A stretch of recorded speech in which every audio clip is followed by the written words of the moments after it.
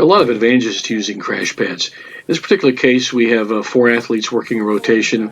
They're doing a lateral movement with a forward throw.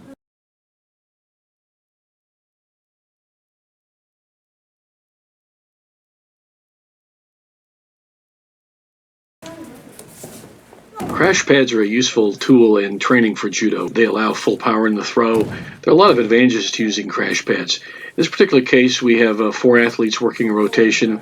They're doing a lateral movement with a forward throw. The goal here that the instruction was to move to the left and throw forward. Now, we can move to the right. You can move any direction, actually.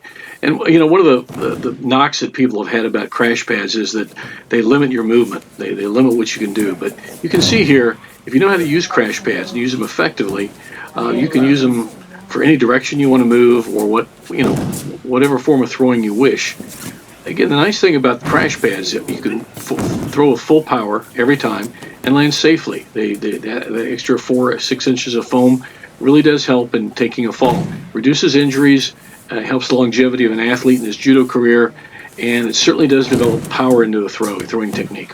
As you can see here, you're not just limited to stationary throwing either. A lot of people say that as a criticism of crash pads, you can only throw in one direction. Well, here you can use this in any type of movement you really want. It's just a matter of you being creative, as I said before, in using these crash pads. So anyway, this is just a crash pad throwing drill. And I might add, the coaches off on the side are giving little pointers and tips about how they can. You can see the acknowledging the coach there, how they can work with it, what I can do better. This is a good way, which is adding layers of skill. So take the technique and keep adding a little more to it. Sand off all those rough edges, and that's what the coaches are doing here using the crash pads. So anyway, crash pads are a great tool. There are other ways to do it. You can, in this case, we're doing a lateral movement with a forward throwing technique.